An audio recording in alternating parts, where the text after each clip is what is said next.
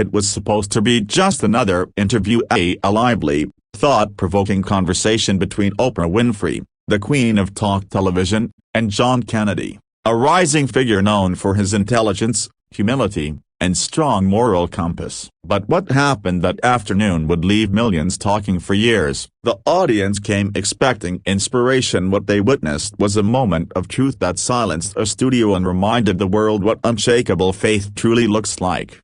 From the very start, John Kennedy's calm and grounded demeanor stood out. He wasn't a celebrity chasing fame or a politician hungry for attention. He spoke softly but with conviction, about family, integrity, and most of all, faith. As the interview moved forward, Oprah, known for asking the hard questions, decided to challenge him on his beliefs. With her trademark charm and sharp wit, she leaned forward and asked, "John, do you really believe faith is enough in today's world? I mean, come on, with all the science, progress, and reason, isn't faith just a broken bar, a comfort blanket for the uncertain?" The audience chuckled lightly, sensing a moment of tension disguised as humor. But behind the laughter, there was a pause, the kind that fills a room when something deeper is about to unfold. John smiled gently, unfazed. His eyes didn't flicker with pride or defensiveness. Instead, there was a serenity that seemed to calm even the air around him. He waited for a second,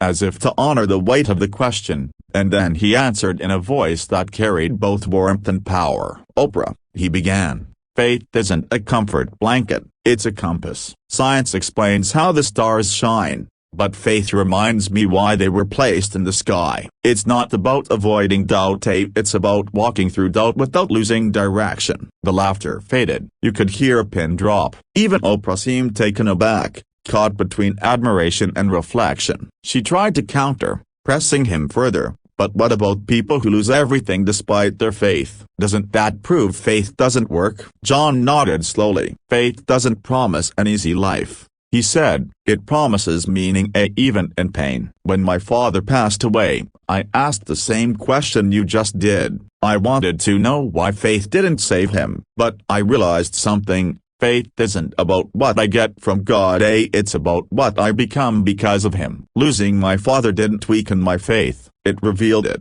A collective hush filled the studio. Cameras zoomed in on Oprah, her eyes wide with surprise and emotion. For once, the most powerful interviewer in television history had no words. John's words had touched something real, something beyond logic or debate, a truth that every person, believer or not, could feel in their core.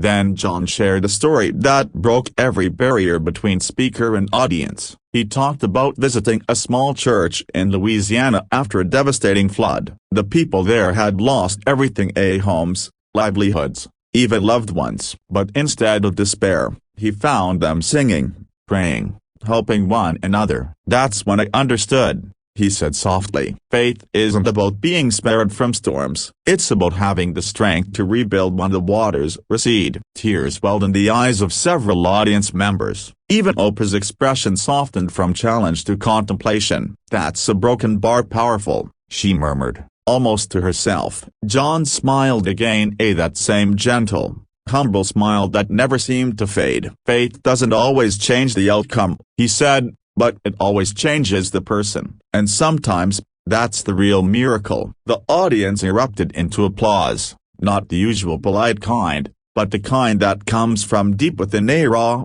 emotional, human. People were standing, clapping, even crying. Oprah looked at him, visibly moved. "John," she said slowly, "I think you just gave everyone here something they didn't know they were missing." He nodded, as if he understood that his purpose on that stage had never been to win a debate, but to plant a seed. When the cameras stopped rolling, Oprah approached him privately. The microphones were off, but witnesses later said her tone was different, softer, personal. "You made me think today," she confessed. "You reminded me of what I used to believe in before the world made me question it." John simply replied, "Then maybe that's why I was meant to be here." That interview became one of the most talked about moments in television history. Clips flooded social media, and millions shared the segment, not because of controversy, but because of connection. Viewers said it made them cry, made them think, and for many, made them believe again, not necessarily in religion, but in something greater than themselves. Weeks later, when Oprah revisited the topic on another show, she admitted, "That conversation with John Kennedy changed me. I realized that faith isn't just for Sundays or for sermons. It's something we all carry, whether we call it that or not." In a world where cynicism often shouts louder than hope, one man's quiet conviction reminded millions that true strength isn't found in proving others wrong, but in standing firm in what you know is right. And so, the moment that began with mockery ended in humility. A battle of words became a lesson of hearts. John Kennedy's faith didn't just leave Oprah speechless, it left the world inspired. Because sometimes, the most powerful voice in a broken bar is the one that simply speaks truth with love.